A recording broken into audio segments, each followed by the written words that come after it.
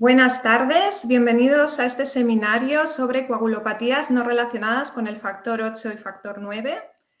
Soy Mariby Aznar, hematóloga de la sección de trombosis y hemostasia del Hospital Universitario de Navarra. En primer lugar, quiero dar las gracias a la Real Fundación Victoria Eugenia por seguir apostando por la realización de estos seminarios. Y también aprovecho para dar las gracias a Pfizer por haber patrocinado este seminario. Esta tarde contamos con dos grandes ponentes, con el doctor Faustino García, hematólogo del Servicio de Hematología de la Sección de Trombosis y Hemostasia del Hospital Universitario Virgen de la Richaca de Murcia. Y también contamos con el doctor Ramiro Núñez, actual presidente de la Comisión Científica de la Real Fundación Victoria Eugenia y jefe de sección de la sección de trombosis y hemostasia del Hospital Universitario Virgen del Rocío de Sevilla. Para empezar, os voy a hacer una pequeña introducción.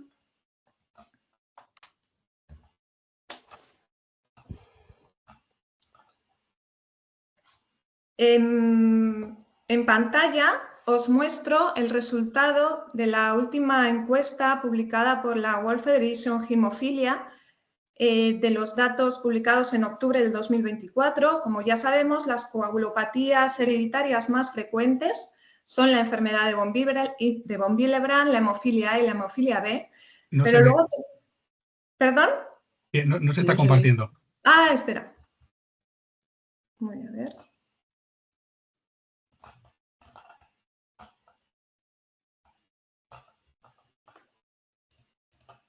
¿Ahora?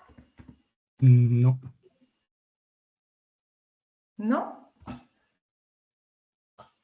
Bueno, pues es más,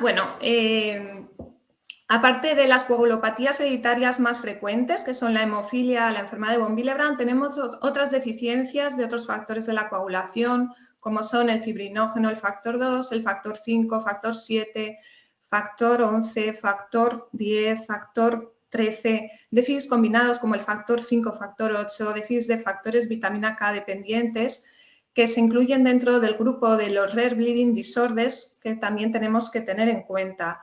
Estas deficiencias representan un 3 a un 5% de las deficiencias hereditarias de la coagulación. La prevalencia varía según el déficit. La herencia es autosómica recesiva en la mayoría de los casos. La clínica es heterogénea. Los pacientes homocigotos, doble heterocigotos suelen ser sintomáticos, mientras que los pacientes heterocigotos suelen ser asintomáticos, salvo en situaciones de traumatismo, cirugía, prueba invasiva. La clínica suele ser menos severa que en hemofilia A y en hemofilia B, pero hay que tener en cuenta que estos pacientes pueden sufrir hemorragias potencialmente graves, como son la hemorragia intracraneal o la hemorragia del cordón umbilical. Los tenemos que sospechar cuando tenemos pacientes con antecedentes personales, familiares de sangrado y alteración en las pruebas de coagulación. Y el pilar de tratamiento consiste en el reemplazo del factor deficitario.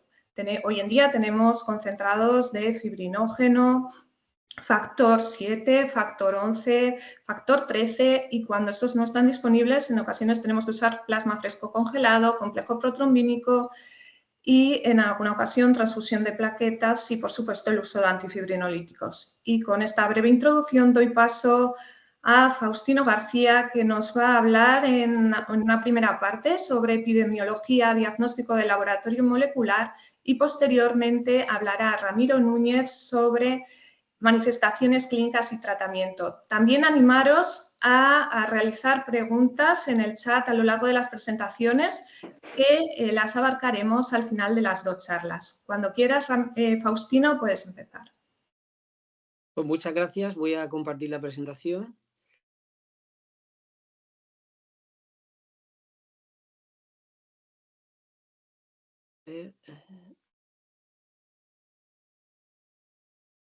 Ahí, perfecto. Ahí está. Bueno, pues nada, pues lo primero, en primer lugar, muchas gracias por la invitación a participar en estas jornadas de la Real Fundación Víctor Eugenia. Ya este es el segundo año en que participo y bueno, estoy muy contento por poder participar. Y bueno, como bien ha dicho Mariví, pues voy a hablar sobre la epidemiología y el diagnóstico de las coagulopatías no relacionadas con el factor 8 y el factor 9. En primer lugar, de forma general, la incidencia de estas patologías no está bien definida. Hay problemas muchos en el registro o en la identificación de estos problemas. Y bueno, pero hay datos, por ejemplo, en la base de datos de la World Federation de hemofilia de 2018 ya reportaba un 14% de pacientes que tenían alteraciones hemorrágicas diferentes a la hemofilia o a la enfermedad de von Willebrand. Ya en el 2019, el registro del Reino Unido ya vieron que las alteraciones hemorrágicas diferentes a hemofilia o von Willebrand constituye hasta un 44%, y en el registro del mismo país vieron que hasta un 13% de personas estaban afectadas de déficit de factor 11, viendo que en hemofilia A era un 12% y en hemofilia B simplemente un 3%, con lo cual son raras, tienen la etiqueta de Rare Bleeding Disorders, pero realmente va a depender la rareza de el sistema de registro que tenga cada país y que se registren o no los pacientes heterocigotos, que también cuentan para la base de datos y que pueden tener en algún momento riesgo de sangrado. Como diagnóstico general, la pincelada es muy importante, como ha dicho también Mariví, es una historia clínica muy bien detallada sobre antecedentes familiares, tanto hemorrágicos, espontáneos, en quirúrgicos, antecedentes de tratamientos anticoagulantes que hayan recibido con su respuesta más o menos hemorrágica o no, diferenciar muy bien entre un sangrado anormal y uno normal a la hora de derivarlo a un centro especialista.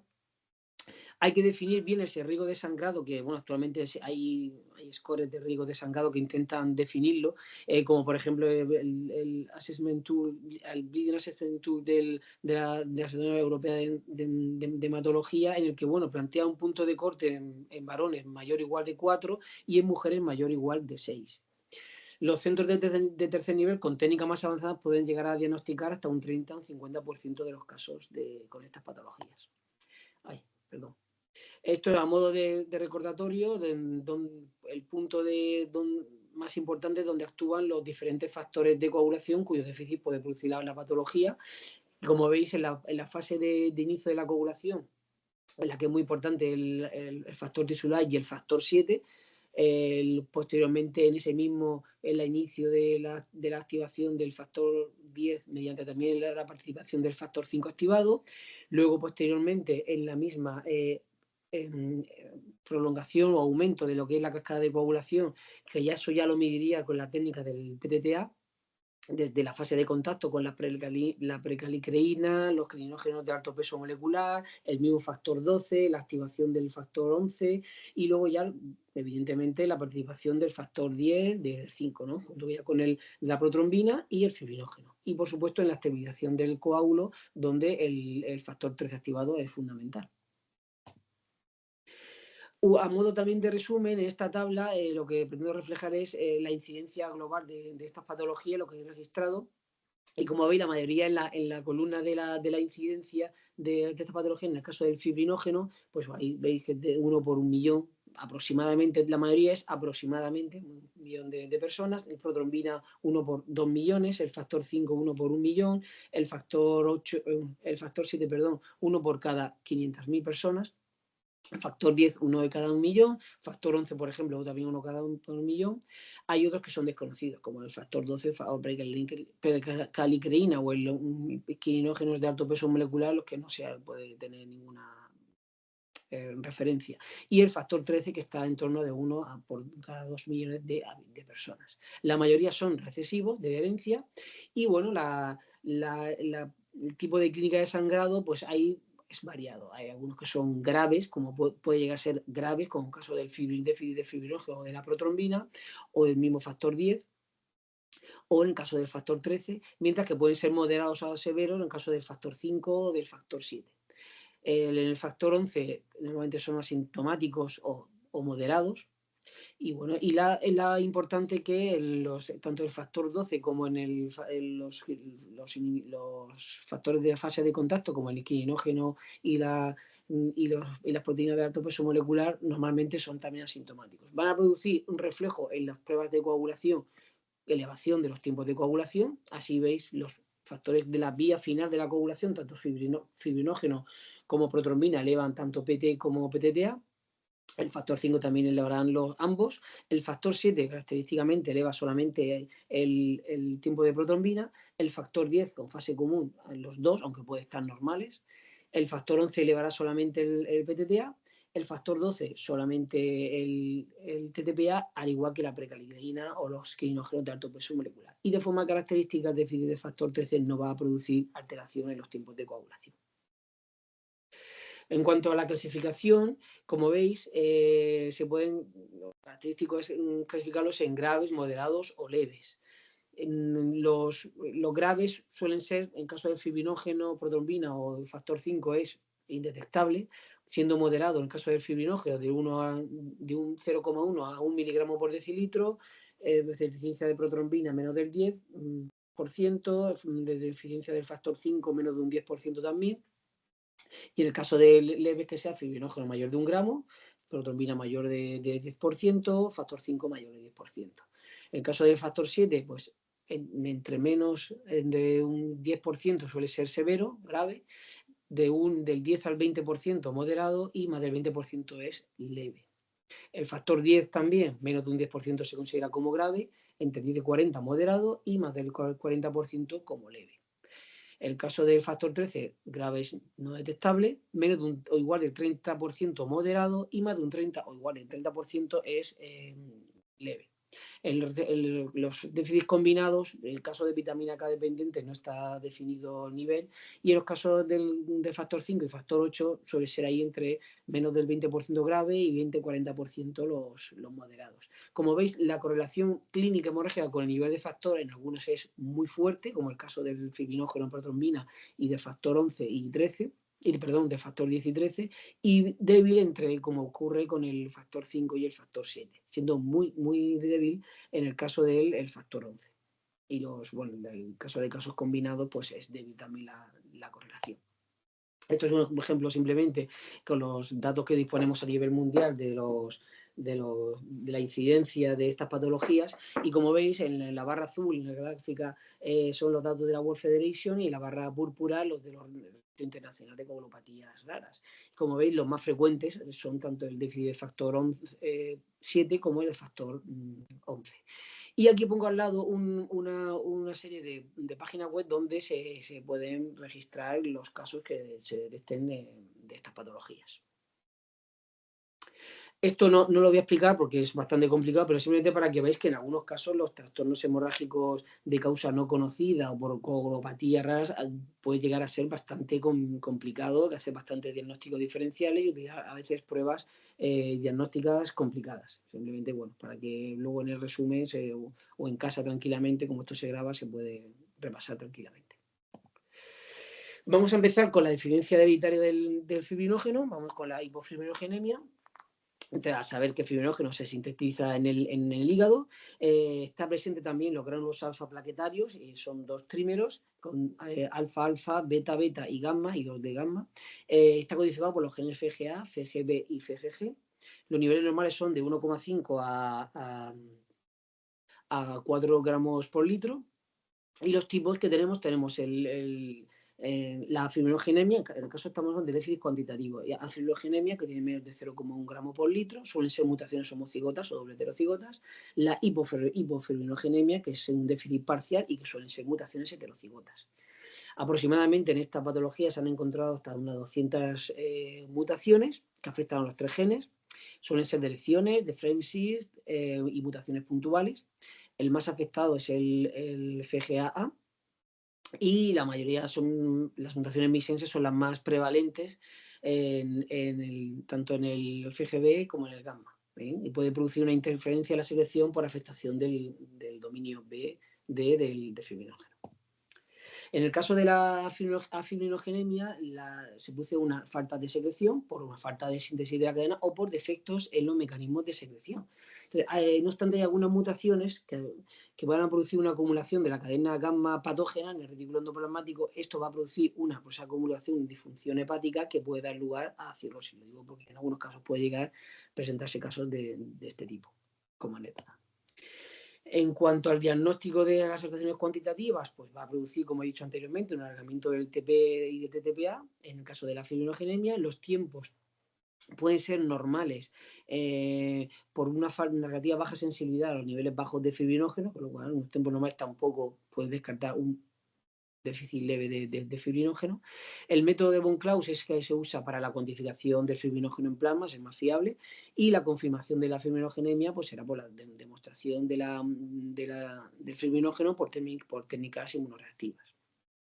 La hipofibrinogenemia también, por déficit funcional y antígeno, se produce un déficit tanto funcional como antígeno de forma proporcionada, y en el caso de la disfibrinogenemia va a haber una disfunción mayor, en la proteína disfuncional más que a nivel del antígeno.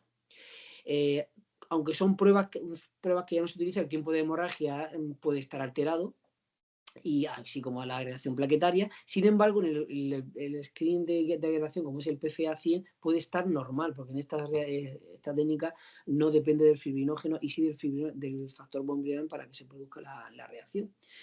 Y en el caso, también como anécdota, de la fibrinogenemia puede haber casos de descenso de la velocidad de sedimentación globular, y producir una menor induración cutánea en el test de hipersensibilidad por ausencia de la fibrina. En cuanto a alteraciones cualitativas, la disfibrinogenemia pues es una presencia de variantes estructurales patógenas, no funcionales. Puede haber casos que también la proteína esté antigenómica disminuida, entonces se llamaría hipodisfibrinogenemia, y la incidencia es desconocida. La mayoría de los casos son asintomáticos. La herencia en este caso es autosómica dominante, son mutaciones que afectan también tanto al FGA como al FGG, y se va a producir sobre todo, va a afectar a la secreción, a la polimerización de la fibrina y también a la degradación de la fibrina. El diagnóstico va a ser por un ratio entre la función de la proteína y el del antígeno, va a ser un ratio bajo, alterado. Las variantes detectadas son las que van a afectar sobre todo a la secreción, y en el caso de la hipodisfibrinogenemia, las mutaciones más frecuentes son las de tipo missense, que van a afectar, como he dicho, al ensamblaje y secreción de la proteína o a la alteración de la función. Hay casos de heterocigotos dobles en los que se produce alteración de la síntesis, un alelo, y el otro alelo también produce una proteína disfuncional. En cuanto al diagnóstico cualitativo coagulativo de la disfibrinogenemia, pues se va a producir un alargamiento también del tiempo de protrombina y TTPA. Se puede utilizar el tiempo de trombina, que va a estar alargado como screening, pero hay que tener en cuenta que hay otras circunstancias en las que puede producir un alargamiento del tiempo de trombina, como puede ser el uso de la heparina sódica, los inhibidores directos de la trombina, productos de degradación del fibrinógeno, la paraproteína o una hipofibrinogenemia. El tiempo de restilase combinado con el tiempo de trombina, pues no es sensible a la heparina ni a inhibidores de la trombina, con lo cual es una forma de confirmar que hay heparina o no. La concentración del fibrinógeno por método de Claus puede dar falsos descensos por alguna variante de la disfibrinogenemia. Las técnicas inmunológicas con antígeno normal, pero puede estar descendido en el caso de la hipodisfibrinogenemia, y los productos de degradación del fibrinógeno pueden parecer aumentados y puede dar un falso diagnóstico de coagulación de CID. Por eso es muy importante en estos casos hacer la historia familiar de hemorragias y de trombosis. En cuanto a la deficiencia de protrombina, su ausencia es la ausencia completa, no es compatible con la vida. La prevalencia, como he dicho, de 1 a 2 millones por habitantes. La herencia autosómica recesiva. Los tipos: puede haber hipoprotrombinemia con descenso tanto de actividad como de la proteína, que se llama CRM negativo, o disprotrombinemia, descenso de la actividad en relación con el antígeno, o puede haber combinados. Se han descrito unas 50 mutaciones, la mayoría también missense, y afecta tanto a la fase de conversión a trombina, a producir una trombina defectuosa, a alteraciones de la regulación de la trombina, a interferencia también con la formación trombina-antitrombina, con lo cual esto puede producir un riesgo trombótico. Y en algunos casos puede también darse de forma conjunta, combinada con déficit de los factores vitamina K dependientes. El diagnóstico va a producir un alargamiento de ambos tiempos, de TTPA y tiempo de protrombina, en los casos graves. En los leves no suele alterar los tiempos, va a depender de la sensibilidad de los reactivos utilizados en el laboratorio. La confirmación y la gravedad va a ser midiendo el factor 2 por técnica coagulométrica, y en los casos de hipodisprotrombinemias, interesante el estudio del antígeno. El diagnóstico de diferencia se va a hacer principalmente con el descenso del fibrinógeno, del factor 5 y del factor 10, que producen un alargamiento de ambos tiempos de coagulación. En el caso de déficit del factor 5, el déficit moderado grave, como he dicho, está de un nivel de factor de 1 a 10%, aparece entre 1 y 1 millón de personas. Es característico que el factor 5 circule en un 80% en el plasma, pero hay un 20% que está en los granos alfa plaquetarios. El caso de la deficiencia grave es autosómica recesiva y, como he comentado, el déficit moderado puede llegar en torno al 10 o un poco más por ciento de actividad. Se hay descritas más de 150 mutaciones, siendo las más frecuentes las de tipo de Frame-Seed, y que son CRM negativos, descenso paralelo de antigénico y funcional. Son raros las mutaciones que afecten al factor 5 plaquetario. Existe un tipo de mutaciones que producen un aumento del ARN mensajero codificante del factor 5 de cadena corta, que esto se asocia a un aumento del inhibidor de la vía del factor tisular. Y esto va a producir, a inhibirlo, al aumentar este inhibidor, un mayor riesgo de sangrado. Porque la mayoría de las mutaciones que afectan al factor 5 lo que van a producir es un descenso en paralelo del TFPI. Con lo cual, ese descenso del TFPI puede compensar la clínica hemorrágica derivada del descenso del factor 5. Por otra parte, como veis, el factor 5 plaquetario puede compensar el déficit también plasmático que exista, y compensar un poco la clínica hemorrágica que pueda tener. En cuanto al diagnóstico, pues se requiere, como el factor 5 se reúne a la protrombina para activar al factor 10, pues va a producir un alargamiento, un déficit de tiempo de protrombina y de TTPA. La confirmación de la gravedad se va a hacer mediante la medición de la actividad del factor 5. En el caso de un déficit grave, va a producir un tiempo de hemorragia alargado, y habrá que descartar la presencia de déficit asociado combinado de factor 8 en todos los casos. Los casos de mutaciones que van, como he comentado anteriormente, que producen un aumento del TFPI, va a producir el alargamiento del TPI y del TPA, pero es por la acción del TFPI. No se va a corregir en estos casos con el test de mezcla, con plasma normal, y la actividad del factor 5 puede ser incluso normal. En el caso del déficit de factor 7, también, como he dicho anteriormente, la alteración más frecuente de las deficiencias no hemofílicas, herencia autosómica recesiva, la prevalencia suele ser de 1 a 300.000, 500.000 habitantes. La frecuencia del portador heterocigoto puede llegar a ser a 1 por 350 personas. Y existe una correlación débil o muy débil, diría, entre el nivel de actividad y la clínica. La clasificación, como se comentaba antes, menos de un 10% grave, 10-20% más moderado y más de 20% leve. Es importante que, se han detectado unas 300 mutaciones en el gen que afectan al gen del factor 7. Las más frecuentes, de nuevo, son missense. Existe una variedad de mutación que se llama factor 7 de Padua, en el que existe una actividad variable de la función del factor, que puede ser en función también del origen del reactivo de tromboplastina utilizado. Y esta variante no se ha asociado con riesgo de sangrado.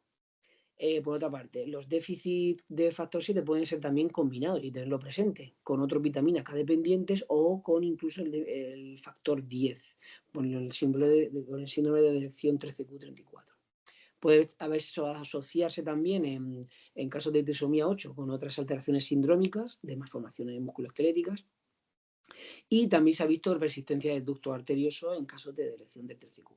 Entonces, como relevante, es importante que a veces un déficit del factor 7 puede asociarse a riesgo de trombosis, como en el caso del factor 7 de Padua. El diagnóstico va a producir un alargamiento del tiempo de protrombina con un TTPA normal. La confirmación de gravedad igualmente es con la medición de la actividad del factor 7. Si las tromboplastinas son sensibles, que son actualmente la mayoría, pueden producir un alargamiento del tiempo de protrombina con un nivel en el límite bajo de la normalidad del factor 7.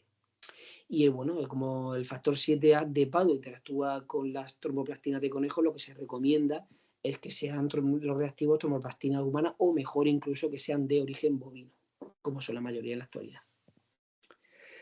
En el caso del déficit de factor 10, la presencia del déficit grave aparece 1 por 1.000.000 de personas, es autosómico recesivo, más de 140 mutaciones descritas, no hay mutaciones con riesgo trombótico y la mayoría van a ser de tipo missense. La clasificación igual, tipo 1, que es CRM negativo, censo paralelo antigénico y funcional, tipo 2, CRM positivo, que suelen ser heterocigotos, y las tipo 3, que lo que pueda existir es unas formas que se activan por veneno de víbora, pero que no se activan por el complejo factor 7 factor titular o por el factor 10 activado, factor 7 activado.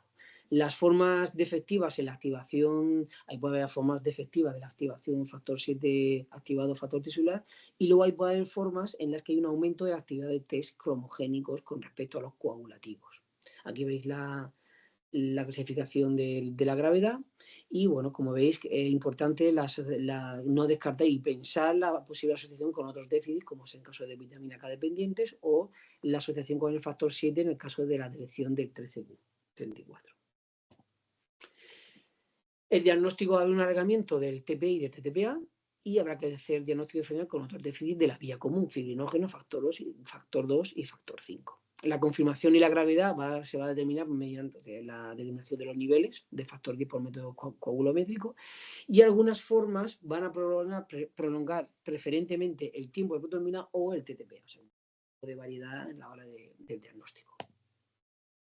En cuanto al déficit de factor 11, pues también es una herencia autosómica recesiva. El déficit de menos del 15% se ha estimado que una incidencia de 1 por 1.000.000 de personas es más frecuente, clásicamente en los judíos de origen de Askenazi, que puede llegar hasta 1 por 450 y en estos casos son autosómicos recesivos. Los casos homocigotos suelen carecer de factor 11 y los dobles heterocigotos suelen tener un 3% de actividad. Los heterocigóticos pueden tener 50 o 60%. Las mutaciones se han descrito unas 250 mutaciones, la mayoría de los casos son descenso paralelo de actividad y antígenos, son CRM negativo, y la clasificación según la mutación que se detecte puede haber interferencia en la síntesis, como la glutamina 117 stop, por alteración en la formación del dímero, la fenilalanina 283 leucina, o por alteración de la secreción por una mutación de leucina 400 valina. Las más frecuentes son, como veis ahí, la glucina de 117 stop y la fenilalanina 283 leucina. En el diagnóstico, el screening se va a hacer mediante el estudio de los tiempos de coagulación. Va a haber un alargamiento del TTPA con el TP normal y en los déficits leves heterocigotos puede haber incluso el TTPA normal. La confirmación y la gravedad, como siempre, es medición del factor 11. Pasamos a déficits que no tienen relación, no tienen sintomatología hemorrágica, pero tienen algunos aspectos que son interesantes y a veces son de saberlo a la hora de llegar al diagnóstico. A ver, en el caso del déficit del factor 12, no hay, la incidencia de casos graves no es conocida porque es asintomática, infradiagnosticada. El polimorfismo CT46CT, que tradicionalmente se relacionaba con eventos trombóticos, se ha visto que esa relación es pobre. Hay más de 50 mutaciones descritas. Los tipos de mutaciones, como en todos, CRM, la mayoría son CRM negativos y los CRM positivos son raros. Se ha visto que hay casos de abortos en estos déficits de proteína de factor 12, pero se cree que es más por la asociación de los anticuerpos antifosfolipídicos que se asocian con este déficit, más que con la presencia de déficit pura de factor 12.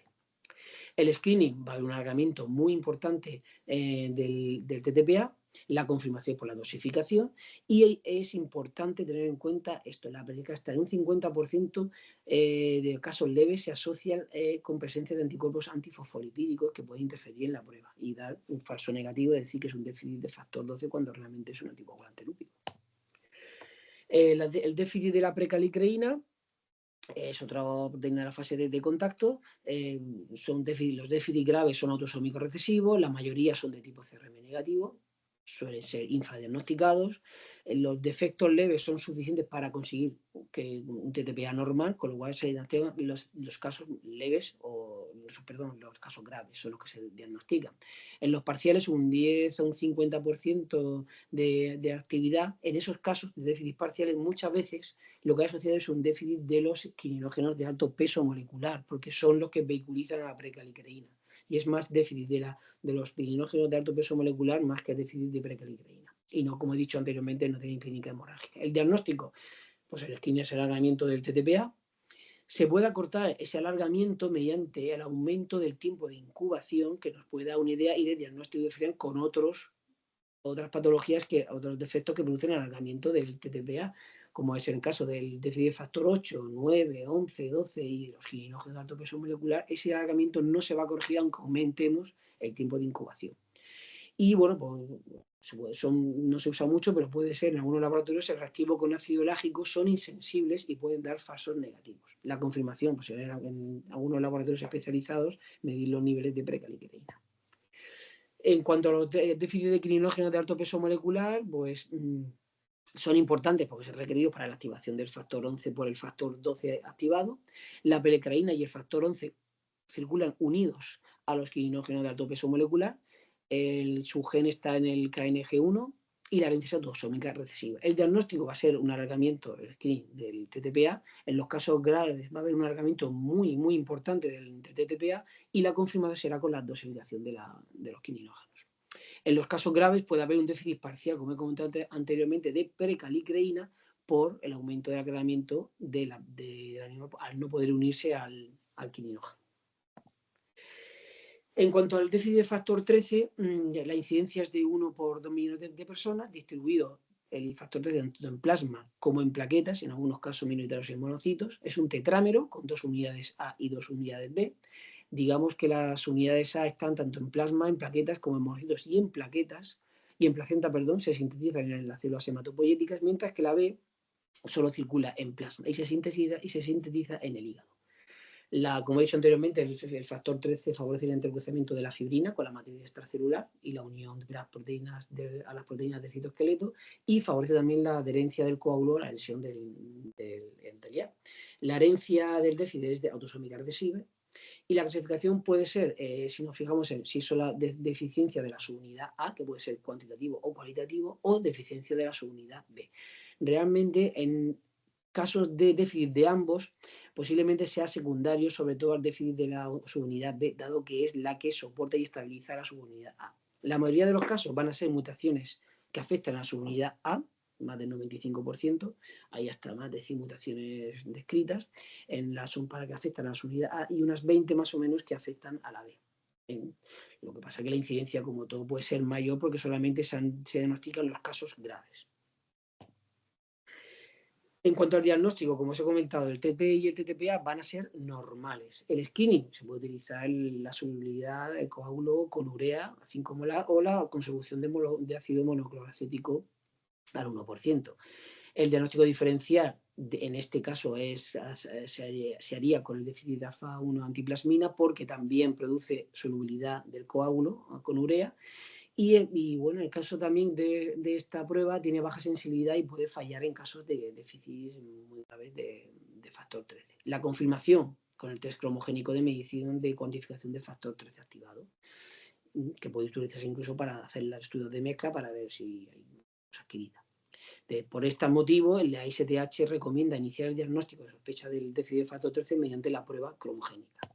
Aquí un poco a modo de algoritmo, en caso de que los niveles de factor 13 cromogénicos estén descendidos, habría que estudiar tanto la subunidad A como la subunidad B y hacer también un estudio de mezcla por si fuera una causa adquirida. Y en función de los resultados, hacer estudios moleculares respectivos de cada subunidad. En cuanto a los déficits combinados, las alteraciones van a ser alteraciones que van a afectar al procesamiento intracelular de las proteínas. Son alteraciones, la modificación post-translacional, son más frecuentes el descenso del factor 5, factor 8 y el déficit de factores vitamina K dependientes. Como nota importante, en casos de anticuerpos, de déficits adquiridos, como el caso de la hemofilia adquirida, puede afectar esa presencia de ese anticuerpo tan potente a la determinación de otros factores y puede dar un falso diagnóstico de déficit combinado. Por eso, regla de oro, ante la sospecha de déficit múltiple, primero hay que descartar siempre la presencia de anticoagulante lúpico. Los déficits combinados de factor 5 y 8 es autosómica recesiva, mutaciones en LMAN1 y MCD2, son subproductos de estos dos genes son muy importantes para transportar el factor 5 y el factor 8 desde el retículo endoplasmático al aparato de Golgi y, por lo tanto, hay un defecto de la secreción. La incidencia de 1 por 1.000.000, la frecuencia alélica suele ser el 1% de la población judía, niveles combinados de déficit suele estar entre un 5 y un 30%. El diagnóstico de isquemia, alargamiento de TP y de TPA, la confirmación mediante la medición del factor 5 y el factor 8. Y en el caso de los vitamina K dependientes, es importante que siempre descartar en este caso la sospecha de hepatopatía o problemas malabsortivos. En este caso también va a estar afectados la proteína C y la proteína S, que también son vitamina K dependientes, y lo que se produce son mutaciones en el gen GGCX, que es el de la glucoglutamin gamma carboxilasa. En este caso es fundamental esta proteína para catalizar la adición del residuo GLA a los factores 2, 7, 9, proteína C y proteína S, ¿no? Requiriendo la vitamina K reducida. La reducción de esta enzima va a producir una baja gamma carboxilación y, por tanto, reducción de los niveles de factor en torno a un 10-50%. Hay unas 50 mutaciones descritas y normalmente son recesivas. El diagnóstico, alargamiento de los dos tiempos de coagulación, descenso de proteína C y S, corrección con plasma normal, pero no corrección en caso de presencia de anticoagulante lúpico. Por tanto, es muy importante esa determinación. Y descartar causas adquiridas como puede ser hepatopatía, malabsorción o tratamiento con antagonistas de vitamina K. A modo así de resumen, de alteraciones de los tiempos de coagulación y qué patología puede ser, podemos poner que en el caso de alargamiento de la estabilización de la fibrina, sospechar el déficit de factor 13 o una alteración estructural del fibrinógeno, alargamiento del tiempo de trombina, tiempo de protrombina y TTPA, pues alteración de fibrinógeno o cuantitativas o cualitativas, alargamiento del TTPA sin sangrado, pues alteraciones de fase de contacto, y con sangrado, pues hemofilia B, factor 11 o incluso enfermedad de von Willebrand. Alargamiento del TP aislado, déficit de factor 11, 7, alargamiento de TP y TTPA, déficit 2, 5 y 10, y en caso de acortamiento de la lisis del coágulo, pues ya pensar en déficit de alfa-2 antiplasmina. Y como conclusiones generales, pues bueno, las causas ante estas patologías es importante saber que las causas adquiridas son más frecuentes que las congénitas, hay que tenerlo presente, sobre todo en los casos de déficit múltiples. El anticoagulante lúpico, la heparina y los anticoagulantes de acción directa van a interferir en los estudios de coagulación. La muestra obtenida se prefiere que sean de venopunción directa. Es importante hacer un estudio de mezcla con plasma normal para descartar un inhibidor. Los estudios de mezcla tienen que ser como mínimo inmediato y incubado 2 horas. Estudiar primero descartar la presencia de anticoagulante lúpico. La existencia de anticuerpos no neutralizantes puede aumentar la eliminación, pero no se detecta en las pruebas de mezcla. Entonces, una falta de respuesta clínica ante un tratamiento con una mezcla negativa puede sugerir su presencia.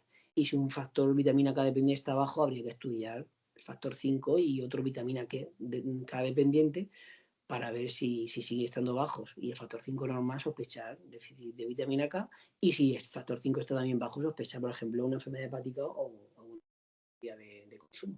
Y recordar que la CID, el factor 5 y el factor 8 estarán bajos, mientras que en una hepatopatía el factor 8 estará elevado. Es una regla importante para saber en qué situación estamos. Y esta es la bibliografía y ya está. Con esto ya he acabado. Voy a dejar de compartir. A ver. Sí. Bueno, creo que no, ya está. ¿Me oís? ¿Sí, no? Sí, perfecto. Vale. Ya está. Pues ya he acabado, Pues, sí. Muy bien, pues paso a compartir yo mi presentación.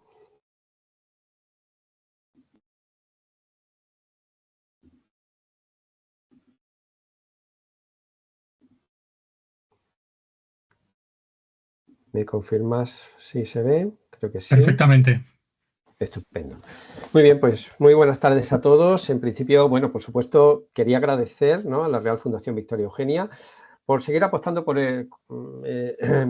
estos espacios de encuentro en el que podemos tratar temas relacionados con la hemostasia en general, con las coagulopatías en particular, por supuesto a Pfizer como patrocinador de este seminario, a la doctora Aznar como moderadora y por supuesto también a mi compañero de mesa, a Faustino, al doctor García y, como no, a todos los asistentes que, bueno, prefieren estar conectados a disfrutar de una tarde casi ya primaveral, ¿no?, en la mayoría de nuestro país.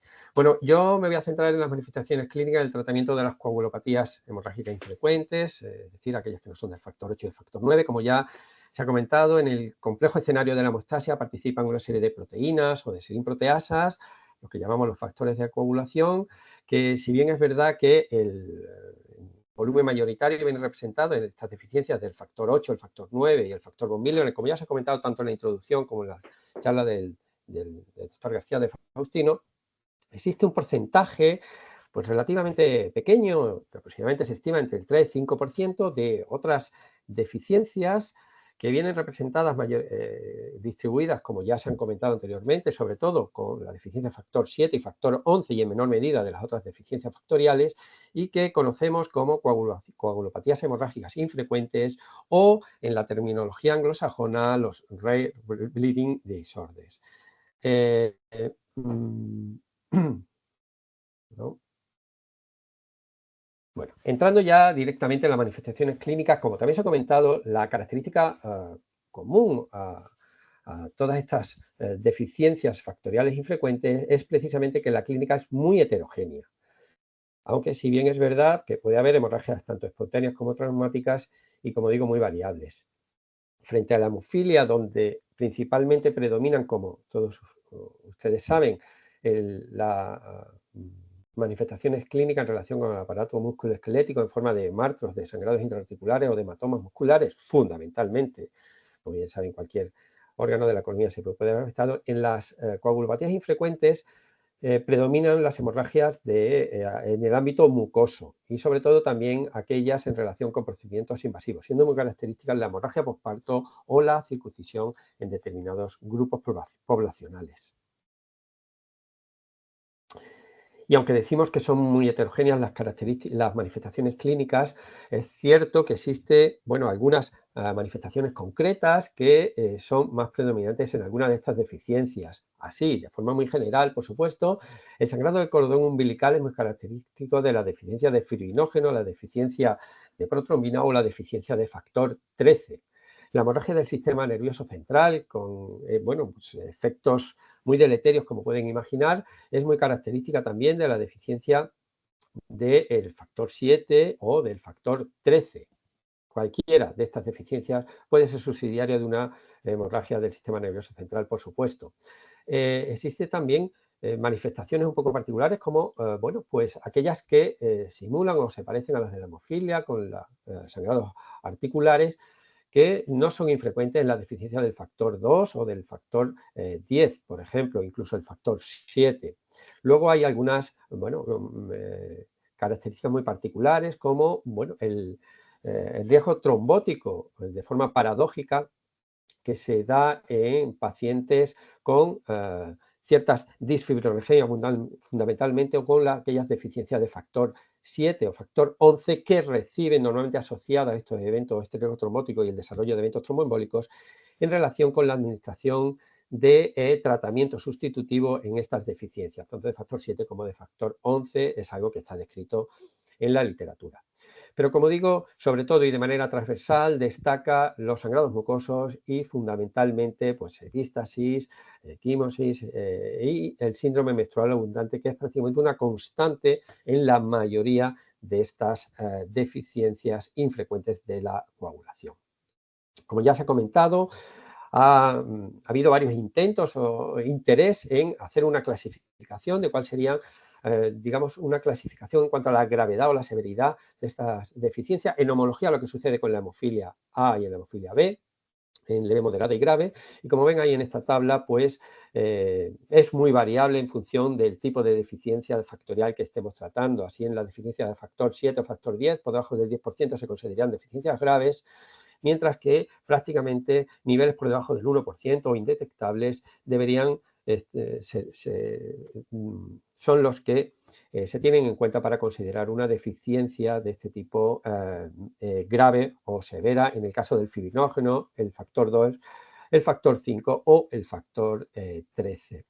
Y como ya se ha comentado también anteriormente, es importante a la hora de, bueno, de la toma de decisiones terapéuticas tener muy en cuenta la correlación clínico-biológica que es fuerte o predecible en la deficiencia del fibrinógeno, del factor 2, 10 y 13. Bueno, existe una pobre asociación en la deficiencia de factor 5 y factor 7 y claramente hay que destacar la muy pobre asociación o no asociación directamente en la deficiencia de factor 11. También tener en cuenta que dentro de las deficiencias factoriales, la deficiencia de factor 5 y factor 8 combinadas van a dar una clínica habitualmente leve o moderada en todos los casos. Y en esta tabla lo que pretendo reflejar también a la hora de toma de decisiones es que existe bastante unanimidad, y se lo señalo ahora en azul, en cuanto en los distintos trabajos más relevantes o algunas guías o de los grupos de trabajo más relevantes publicados a lo largo de la literatura en los últimos 15 o 20 años en cuanto a las deficiencias infrecuentes de la coagulación, existe, como digo, bastante unanimidad en los umbrales que se consideran hemostáticos en el caso de las deficiencias de factor 2, 5, 7, 10, 11 o incluso la deficiencia combinada de factor 5 y de factor 8. En cambio, no existe tanta unanimidad o existe cierta variabilidad en cuanto a cuál se considera el umbral a partir del cual es necesario administrar tratamiento sustitutivo en el caso de las deficiencias de fibrinógeno, donde puede haber variabilidades que son casi del 100%, porque pueden ir desde 0,5 gramos por litro, que considera Manucci hace ya algún tiempo, o las últimas propuestas del grupo francés o del grupo británico, donde lo elevan a 1,5 gramos por litro como el umbral necesario para tener cierta seguridad hemostática. En el caso de la deficiencia de factor 13 también ha evolucionado este umbral inferior desde esos valores por debajo del 3-5% a valores superiores en torno que se consideran, digamos, en torno al 10 o incluso 20 unidades por decilitro como umbrales necesarios para asegurar una hemostasia y, por ejemplo, pues evitar la necesidad de una profilaxis continuada. De forma general, las opciones terapéuticas pasan obviamente por el tratamiento sustitutivo con diversas fuentes, el plasma fresco congelado, por supuesto, el crioprecipitado, no disponible en nuestro entorno o no usable en nuestro entorno, el concentrado de complejo proteomínico, que como saben va a aportar los factores 2, 7, 9 y 10, o concentrados específicos que tenemos disponible, que iremos viendo a lo largo de las próximas diapositivas, tanto derivados del plasma cuyos representantes son el fibrinógeno, el factor 7, que existen concentrados derivados del plasma, factor 10, 11 y 13, o productos recombinantes como factor 7 recombinante activado o el factor 13 recombinante. No hay que olvidar en este apartado de las acciones terapéuticas, por supuesto, las terapias adyuvantes, y entre ellos, por supuesto, los antifibrinolíticos, cuya máxima expresión es el ácido tranexámico, por supuesto, y que de grandísima utilidad en los eventos hemorrágicos, sobre todo en el tracto mucoso, donde predomina hay una fibrinolisis marcada y donde son de gran utilidad. La desmopresina en algunas de estas deficiencias también se puede utilizar. Los estrógenos, los compuestos hormonales, sobre todo para el control del síndrome menstrual abundante, o la disponibilidad de productos como la... Uy, perdón, se me ha ido la presentación. A ver qué he hecho. Se vuelve a ver la presentación, entiendo, ¿verdad? Sí. Sí, se ve. Estupendo. Digo que productos como la trombina o fibrinas tópicas que sobre todo se pueden usar en el lecho de heridas, ya sea quirúrgicas o traumáticas. En este sentido, decir que en relación con el anchafibrin, la Organización Mundial de la Salud lo considera una de las medicinas esenciales, lo cual nos da una idea de la utilidad o de la practicidad de este producto, sobre todo también en el ámbito en el que estamos tratando. De manera concreta, en cuanto, por ejemplo, a la deficiencia de fibrinógeno, que ya hemos visto que tiene algunas características especiales, como el sangrado del cordón umbilical, prácticamente presente en 3 de cada 4 pacientes con niveles muy bajos de fibrinógeno o sin fibrinógeno detectable, con la posibilidad de una hemorragia intracraneal como causa de muerte en los primeros meses de vida, o incluso la aparición de sangrados articulares. Y, por supuesto, el síndrome menstrual abundante, las pérdidas fetales o la hemorragia periparto son, sintomatología característica o presente en las deficiencias de fibrinógeno. Frente a esta sintomatología abigarrada en las afibrinogenias, las hipodis o hipodisfibrinogenias suelen tener un comportamiento variable y en general se puede considerar que son asintomáticos o habitualmente tendente a ser asintomáticos, teniendo presente que hay un porcentaje importante, hasta 1/3 de los pacientes con disfibrinogenias que pueden tener eventos trombóticos arteriales o venosos. En cuanto a las opciones terapéuticas, la forma de aportar el fibrinógeno pasará por la administración tanto de plasma fresco congelado, tratamiento a demanda a 15-20 mililitros por kilo de peso, el precipitado en aquellos entornos en los que esté disponible o que esté autorizado su uso, o, por supuesto, como tratamiento de elección, los concentrados de fibrinógeno a dosis de 30-50 unidades por kilo cada 6-24 horas, dependiendo del evento a tratar o del episodio quirúrgico a proteger, y teniendo presente la vida media del fibrinógeno, su administración en profilaxis en dosis de 20-30 miligramos por kilo se puede administrar cada 7 e incluso cada 14 días, dependiendo de las características individuales de cada paciente.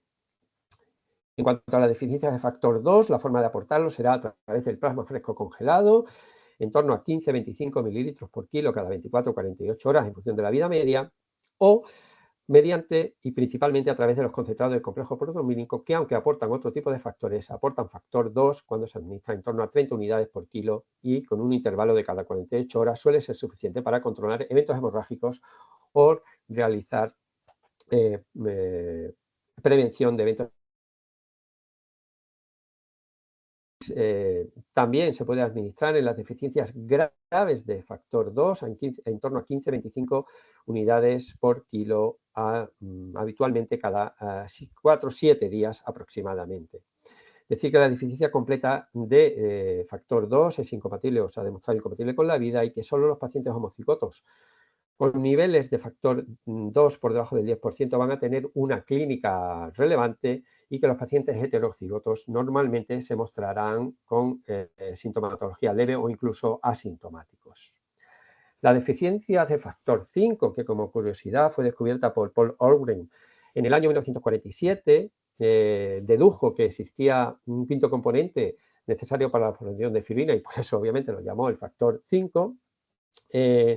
Aquí ven en la parte derecha, bueno, la publicación que hace referencia al paciente índice que presentaba como sintomatología epístasis de repetición, una pérdida de visión, sangrados prolongados después de traumatismo y menorragias, y que, bueno, pues como digo, se descubrió hace ya en torno a hace 70 años, 75 años. La sintomatología, de nuevo, en pacientes homocigotos y dobles heterocigotos, de forma que pacientes con niveles por encima del 10-15% no van a tener sangrados espontáneos. Aquellos en una situación intermedia de 5 a 10% van a tener sintomatología leve, y solo aquellos que tengan menos del 5% van a tener sintomatología grave, que, como veremos ahora en el tratamiento, complica un poco las estrategias terapéuticas. ¿Por qué? Porque no existe un concentrado específico de factor 5, es la única deficiencia factorial que vamos a tratar a lo largo de la tarde, en el que no existe un concentrado específico para su tratamiento. El plasma se convierte en la acción terapéutica principal para conseguir ese objetivo de factor 5 en torno al 10-20%, y en base a su vida media se administrará una dosis inicial de 15 a 20 mililitros por kilo y posteriormente una dosis de mantenimiento de 10 mililitros por kilo cada 24 horas o cada 12 en episodios graves para conseguir una hemostasia adecuada. Hay que tener en cuenta que el plasma está sujeto a las complicaciones, a los posibles efectos adversos que ya conocemos de reacciones alérgicas, infecciones o incluso sobrecarga de volumen cuando se administra de forma muy repetida. La profilaxis, que si bien no es frecuente, afortunadamente, pero sí que es necesario en algunos casos muy concretos de deficiencias graves y de pacientes, sobre todo que han tenido hemorragia intracraneal, se puede administrar a dosis de 15 o 20 mililitros por kilo de peso cada 48 o 72 horas. En este caso tenemos una alternativa como es el Octaplas, plasma humano mezclado y tratado con solvente detergente, que es una opción interesante a considerar en pacientes que requieran de una profilaxis intermitente o continuada con deficiencia de factor 5 y normalmente con sintomatología grave, fundamentalmente con expresión de sangrado intracraneal. En caso de eventos hemorrágicos importantes donde sea difícil el control hemostático, hay que tener en cuenta que se puede usar como tratamiento adicional la transfusión de plaquetas, puesto que el 25% del factor 5 que de nuestro organismo circula o está en las plaquetas, o como no, el factor 7 recombinante activado como recurso o como recurso también en pacientes con sangrados no controlados. Existe desde hace algún tiempo una iniciativa por parte de alguna compañía, en este caso de Kedrion, de la elaboración de un concentrado de factor 5 que, bueno, pues no acaba de concretarse de manera definitiva y que sería de gran utilidad para el tratamiento de de los pacientes, sobre todo con sintomatología grave de deficiencia de factor 5. En el caso de la deficiencia de factor 7, que como se ha comentado es dentro de las deficiencias infrecuentes la más frecuente, las manifestaciones clínicas se darán en los pacientes en homocigosis o en dobles heterocigotos y sobre todo en pacientes con niveles de actividad de factor 7 muy baja, por debajo del 1% habitualmente van a tener hemorragias que se pueden considerar graves. Por encima del 5% los síntomas serán leves, de manera bueno, muy variable entre el 1 y el 5%, y como ya hemos comentado, la hemorragia del sistema nervioso central en los pacientes con deficiencia grave puede ser una característica, un sangrado característico, así como el sangrado intraarticular o las hemorragias del tracto mucoso como característica común a otras deficiencias de este estilo. La forma de aportar factor 7, por supuesto, a través del plasma fresco congelado, de los concentrados del complejo proteomínico o de concentrados derivados del plasma de factor 7 no disponibles en nuestro país, donde, por supuesto, el tratamiento de elección será el factor 7 recombinante activado, que tiene una potencia muy superior a las otras alternativas expuestas y que a dosis de 20 a 30 microgramos por kilo cada 4 o 6 horas será o se considera eficaz para el control de los eventos hemorrágicos. También se ha ensayado en pacientes graves el tratamiento profiláctico con factor 7 recombinante activado a dosis de 20 microgramos por kilo de peso aproximadamente 2 o 3 veces por semana. Recalcar que las dosis utilizadas en la deficiencia de factor 7 difieren de las dosis utilizadas de factor 7 recombinante activado en los pacientes con hemofilia con inhibidor o en hemofilia adquirida, donde las dosis recomendadas son de 90 a 120 microgramos por kilo de peso cada 2 o 3 horas, porque en este caso lo que pretendemos es bypassear la coagulación y no realizar un tratamiento sustitutivo como es en el caso de la deficiencia de factor 7. En la deficiencia de factor 10, recalcar que los pacientes tendrán síntomas graves solo si los niveles están por debajo del 2% habitualmente, y como pretendo mostrarles con la gráfica que aparece en la diapositiva, simplemente reflejar que tienen una sintomatología muy parecida o relativamente parecida a la deficiencia de factor 8, a la hemofilia A, y con una característica quizás más particular como la presencia del sangrado del cordón umbilical, muy característico de la deficiencia del factor 10 frente a la deficiencia del factor 8, donde no es habitual. La forma de aportar factor 10 será nuevamente a partir del plasma fresco congelado, de los concentrados del complejo proteomínico y principalmente, y como tratamiento de elección, concentrado de factor 10 derivado del plasma, el factor 10 Pdverin, por ejemplo, o el Coagadex, que es otro de los productos disponibles como medicación extranjera, a dosis de 10-20 unidades por kilo cada 48 horas aproximadamente en eventos hemorrágicos a demanda, o también en pacientes con deficiencias graves se puede utilizar en profilaxis de una manera relativamente cómoda, a 10-15 unidades por kilo cada 7 días aproximadamente. La deficiencia del factor 11 habitualmente se va a caracterizar por la presencia de episodios hemorrágicos leves que habitualmente pueden no requerir tratamiento salvo antifibrinolítico, excepto en los sangrados del tracto genitourinario, y que en casos donde haya antecedentes personales de sangrados relevantes, el tratamiento va a consistir en la administración de plasma fresco congelado con una dosis de carga y una dosis de mantenimiento de en torno a 3-6 mililitros por kilo cada 24 horas, o la alternativa de los concentrados de factor 11 a 10-15 unidades por kilo cada 24 o 48 horas. Hay que tener presente la posibilidad del riesgo de desarrollo de inhibidores y que estos tratamientos, sobre todo cuando hay alcanzan niveles de factor 11 después de la administración de estos concentrados superiores al 70%, se han asociado con eventos trombóticos. Por ello, estos concentrados suelen tener una adición de antitromina y heparina para contrarrestar este riesgo trombótico. Por eso hay que tener especial atención en pacientes ancianos con factores de riesgo ateroscleróticos, en los que se ha descrito además esta asociación con eventos trombóticos. De hecho, en este trabajo que les muestro del 2014 recogieron hasta 12 eventos trombóticos desde el año 2007 hasta el 2014 en pacientes tratados en Francia con concentrados de factor 11, concretamente en este caso con hemoleve. Por eso se considera que el uso de estos concentrados es un uso, pues, se puede realizar, pero hay que hacerlo con cautela y siempre teniendo presente ese límite del 70%, no superar valores por encima de 70 unidades por decilitro. El factor 7 recombinante, sobre todo en pacientes con inhibidores o deficiencia de IgA, es el tratamiento a considerar.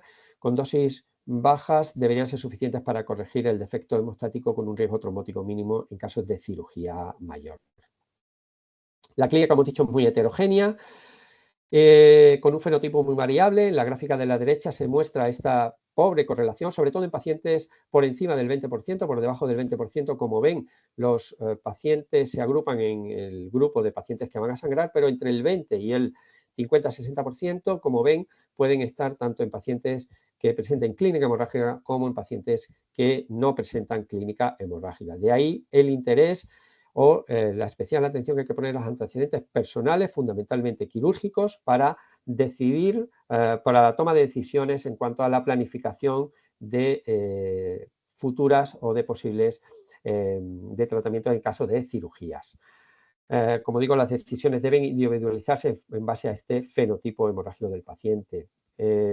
Bueno, la disponibilidad de los test viscoelásticos también nos pueden hacer una idea, sobre todo en aquellos pacientes que no tienen estos antecedentes personales, bien porque sean pacientes muy jóvenes y no tengan antecedentes relevantes quirúrgicos, o en aquellos pacientes que no hayan tenido antecedentes hemorrágicos de ningún tipo. Nos puede dar una idea de cuál es el comportamiento hemostático global de estos pacientes y, bueno, aportar información de cara a la toma de decisiones en caso de cirugías. En cuanto a la eficiencia de factor 11, es interesante que la falta de sangrados espontáneos en pacientes incluso con deficiencias muy graves lo convierte en una diana atractiva para inhibir o para prevenir trombosis y preservar la hemostasia, y en este caso, en este sentido, hay numerosas dianas en fase de desarrollo clínico, algunas de ellas pues muy avanzadas. Por último, o con penúltimo caso, la deficiencia de factor 13. El factor 13 está implicado en múltiples procesos biológicos. Esto, bueno, ya hemos visto que el umbral inferior, en el que se considera suficiente para evitar las diátesis hemorrágicas, se ha modificado a este 10, incluso 20% según algunos grupos, que la deficiencia grave de factor 13 suele dar manifestaciones precoces muy características del sangrado del cordón umbilical y la hemorragia intracraneal, por desgracia, como principal causa de muerte y discapacidad, pero en base a estas múltiples funciones biológicas, la mala cicatrización de heridas, abortos espontáneos recurrentes o infertilidad están implicados en la deficiencia de factor 13. El tratamiento pasará por la administración o bien de plasma o bien, y principalmente como tratamiento de elección, de concentrados de factor 13, ya sean derivados plasmáticos a dosis de 20-40 unidades por kilo o de producto recombinante, el Novocertin, factor 13 recombinante, que se utiliza a demanda en torno a dosis de 35 unidades por kilo. Ambos concentrados se pueden utilizar en forma profiláctica de manera absolutamente cómoda, con una administración mensual o cada 4 semanas. Decir que, como ya se ha comentado, lo ha comentado el doctor García, la deficiencia de factor 13, el Novocertin solo se puede utilizar en aquellas deficiencias de factor 13 donde la mutación responsable de la deficiencia esté localizada en la subunidad A, que, por cierto, es en la mayoría de los casos, hasta en el 95% de estas deficiencias de factor 13 va a estar ubicada en esta subunidad A del factor 13. Por eso, entre un sangrado de cordón umbilical o un sangrado diferido, recordemos que el factor 13 lo que hace es reforzar el tapón hemostático, y por eso se habla de un sangrado diferido en muchas ocasiones, más un estudio básico de coagulación normal, y esto queremos insistir en este concepto, hay que pensar en la deficiencia de factor 13 porque el riesgo de hemorragia intracraneal es muy alto y una profilaxis en estos casos sería exigible, y además, como hemos visto, que se puede administrar de manera con intervalos de administración relativamente cómodos cada 4 semanas. Por último, hablar de las deficiencias combinadas de factor 5 y de factor 8, habitualmente con niveles en torno al 5-20%. La clínica suele ser leve y el tratamiento va a venir dado por concentrado de factor 8 y desmopresina según el nivel de deficiencia de factor 8, antifibrinolítico y o plasma fresco congelado en función de la deficiencia de factor 5, habitualmente no necesario, puesto que suele ser una deficiencia leve. Y las deficiencias combinadas de los factores vitamina K dependiente, cuyo tratamiento específico va a ser el de cada factor según el nivel que presenten, a través de la vitamina K concentrado de complejo proteomímico o incluso plasma fresco congelado. La vitamina K se puede administrar desde con un intervalo diario o incluso semanal, dependiendo del nivel de deficiencia que presente el paciente.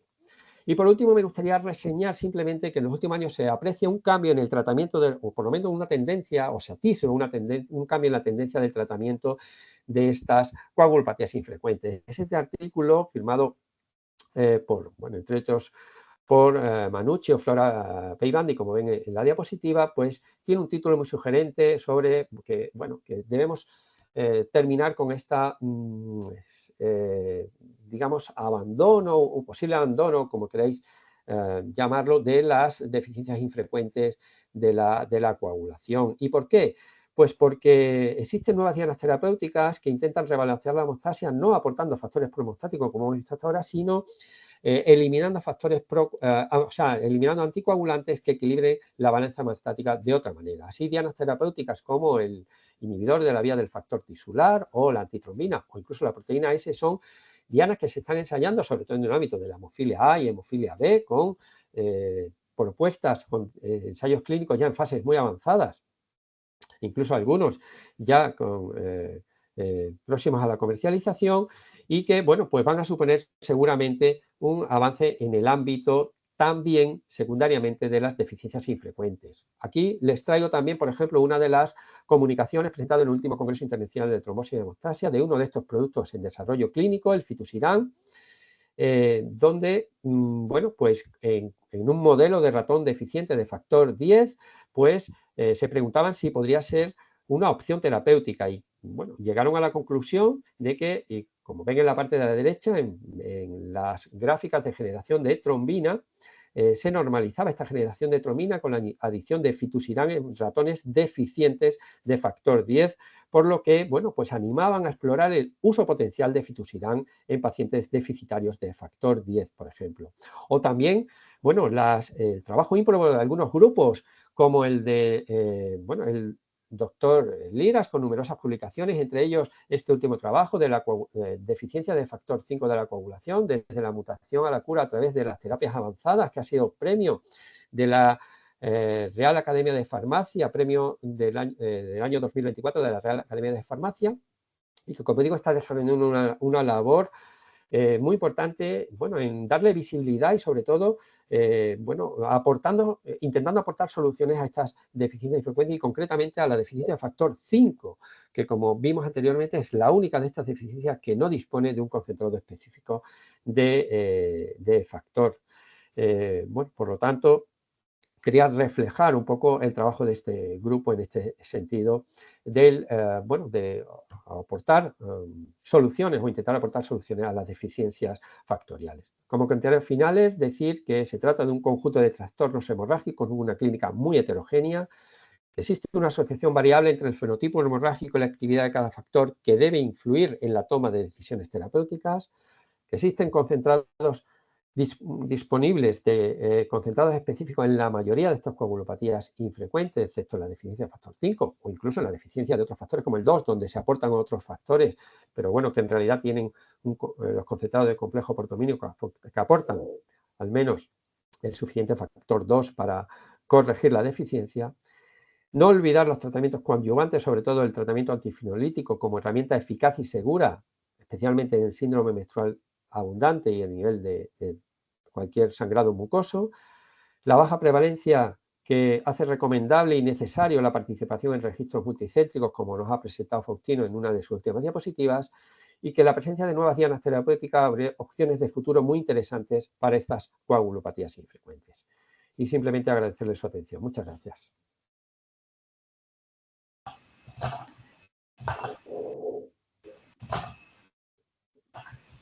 Muchas gracias por las magníficas presentaciones a los dos ponentes. Ahora vamos a abrir el turno de preguntas. En el chat no hay ninguna actualmente, pero me han llegado por correo interno. Entonces, la primera pregunta de Manuel Rodríguez de Vigo, para el doctor Ramiro Núñez. ¿El fenotipo clínico de los familiares afectos sirve de guía a propósito del fenotipo clínico de un nuevo paciente en la familia? Bueno, en los pacientes, o sea, en las deficiencias donde existe una correlación clínico, digamos, biológica, por decirlo de alguna manera, una buena correlación sí que podría orientarnos a cuál va a ser la expresión fenotípica hemorrágica de un nuevo paciente, de un nuevo miembro de la familia. Ahora bien, en las deficiencias donde no existe correlación, y me estoy refiriendo fundamentalmente a la deficiencia de factor 11, esta correlación no existe ni siquiera, y no podemos predecir el tipo hemorrágico familiar en función del el fenotipo que presente algún otro miembro afecto de la familia.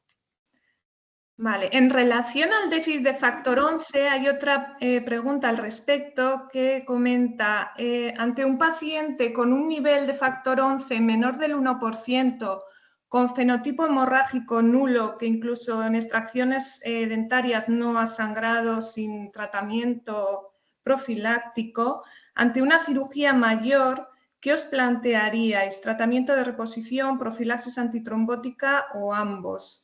Bueno, es una pregunta difícil de contestar, siempre hay que individualizar, por supuesto, pero si podéis dar algún consejo. Bueno, yo en pacientes con una deficiencia grave, más en torno por debajo del 1 o 2%, si ya tiene antecedentes quirúrgicos y no ha habido sangrado, yo me guiaría por estos antecedentes quirúrgicos, siempre que hablamos de que ya haya tenido una cirugía mayor. Si no, estaría muy atento y probablemente me inclinaría por aportar algún tipo de cobertura en pacientes que haya tenido alguna sintomatología por leve que haya sido previamente o que no tengan ningún antecedente quirúrgico que nos guíe. En cualquier caso, bueno, la administración de plasma fresco puede ser una opción y en el caso de la administración de concentrado de factor 11 sí que estaría muy atento a controlar los niveles de factor 11, como ya he dicho durante la charla, porque se ha descrito claramente el riesgo trombótico asociado, sobre todo en pacientes muy mayores. De los 12 pacientes que hice referencia en el artículo del año 2014, que recogía una casuística relativamente importante de pacientes tratados con concentrado de factor 11. Hay que decir que la mayoría de los pacientes que tuvieron eventos trombólicos eran pacientes por encima de los 75 años. Muchas gracias, Ramiro. Con lo cual, y disculpa, en eso me plantearía probablemente también una profilaxis antitrombótica en el caso de tener necesidad de tratarlos con concentrado de factor. Un caso muy interesante, perdona, es el caso de las embarazadas, de las gestantes que van a dar a luz con déficit grave de factor 11. que ese también se plantea muchas veces, no tiene antecedentes quirúrgicos y tienen un 2% y a ver cómo se plantea el parto en ese paciente. Es que bueno, si no hay antecedentes ni nada, ante el no saber nada, pues se le recomienda poner concentrado de factor, vigilando efectivamente el riesgo de trombosis después de la administración. Eso hay que tenerlo en cuenta también. Perfecto. Gracias, Faustino. ¿Hay alguna pregunta en el chat que ahora se pueden ver? Comentan, paciente con nivel de fibrinógeno basal próximo a 150 miligramos decilitro. Ante una cirugía mayor, ¿deberíamos administrar concentrado de fibrinógeno? Disculpa, te he oído entrecortado, no sé si por mi conexión. Si perdón. ¿Puedes repetir, por favor, María? Sí. Paciente con nivel de fibrinógeno basal próximo a 1,5 gramos litro. Ante cirugía mayor, ¿deberíamos administrar concentrado de fibrinógeno? Pues la mayoría de las que se inclinan, o sea, está en el límite. Entonces, cualquier opción creo que es razonable y muchas guías se inclinan por llegar al 2%, a 2 miligramos por decilitro, con lo cual probablemente en una cirugía mayor yo sería partidario de aumentarlo hasta 2. Pero, como digo, muchas guías, el 1,5 es aceptado. O sea, está ahí en el límite, 1,5, 2. Yo probablemente me iría al 2 para asegurarme de bueno, una hemostasia más segura. También dependerá del tipo de cirugía, del riesgo de sangrado, de la cirugía. Es decir, claro, probablemente, sí, estamos hablando en este caso de una cirugía mayor, ¿no? Claro, yo creo que la individualización siempre, los antecedentes personales, pero bueno, en cualquier caso, haciendo referencia a las guías, 1,5, 2 es lo que se sitúa, pues probablemente irnos a 2 podría ser una opción razonable para una cirugía mayor. Ramiro, has comentado que 1/3 de los pacientes con disfibrinogenemia puede tener complicaciones trombóticas. En estos pacientes, a la hora de iniciar tratamiento antitrombótico, ¿los niveles de fibrinógeno que recomendarías? Pues es una buena pregunta porque hay cierta controversia, ¿no? El hecho de que precisamente mantener niveles por encima de 1,5 y realizar 1,5, 2, 1,5, 1,5 y realizar la profilaxis o el tratamiento que corresponda, ¿no? Pero sí que, bueno, pues se plantea esta dualidad de tener que tratar, por un lado, la hipodisfibrinogenemia, la hipofibrinogenia y por otro lado el episodio o el riesgo trombótico que haya desarrollado el paciente, ¿no? Pero en cualquier caso parece que por encima de 1, 1,5 estos pacientes estarán protegidos de eventos hemorrágicos a pesar del tratamiento anticoagulante que deban recibir. Hay más preguntas en el chat. Manuel Rodríguez, de nuevo pregunta, ¿tenéis experiencia de uso de plaquetas en déficit de factor 5 con inhibidores contra el mismo?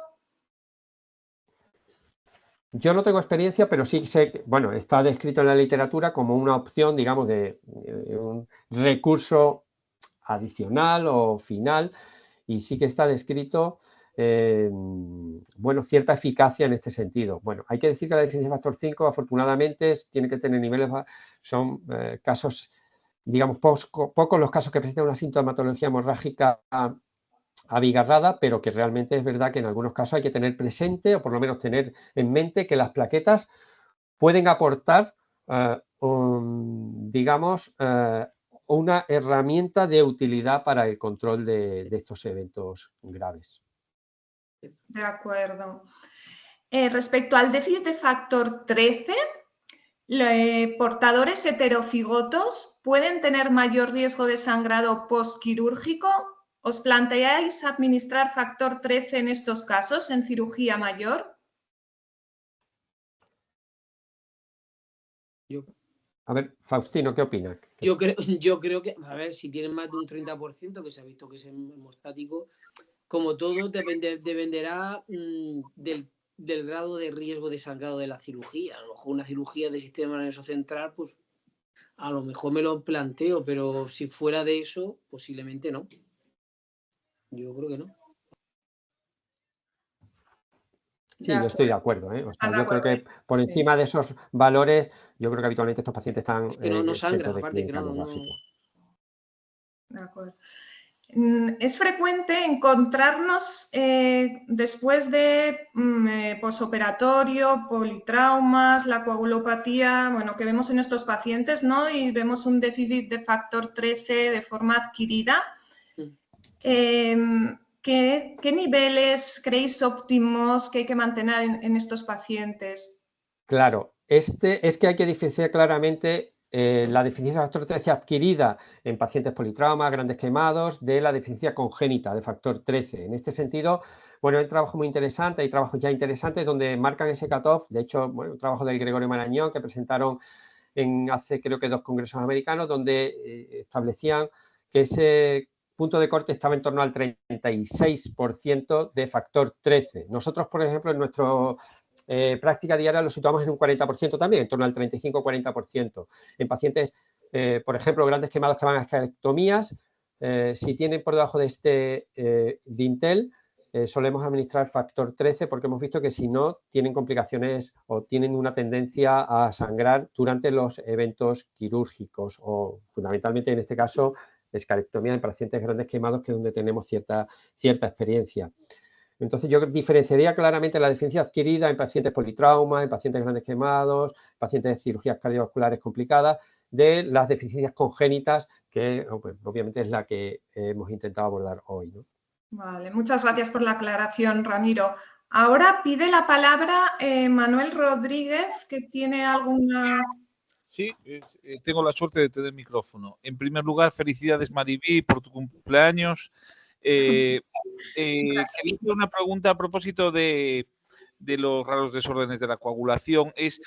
Una vez que la Real Fundación tiene pues, ese registro de mujeres portadoras que lidera Nuria Fernández Mosteidín, ¿os planteáis desde la Real Fundación abrir el registro a varones, a otro tipo de pacientes de otro sexo, niños, o pensáis que es suficiente con un registro de mujeres portadoras, que ya es el mayor de Europa, por decirlo, ¿no? Hombre, yo creo que el valor del registro que has comentado que lidera Nuria, yo creo que es indudable, pero creo que también sería una aspiración el integrar, bueno, no solo a las mujeres, sino, bueno, en fin, al resto de pacientes afectos de estas coagulopatías. Así que como, digamos, objetivo aspiracional me parece muy interesante abrir, digamos, o intentar abrir este registro a otro tipo de pacientes, ¿no?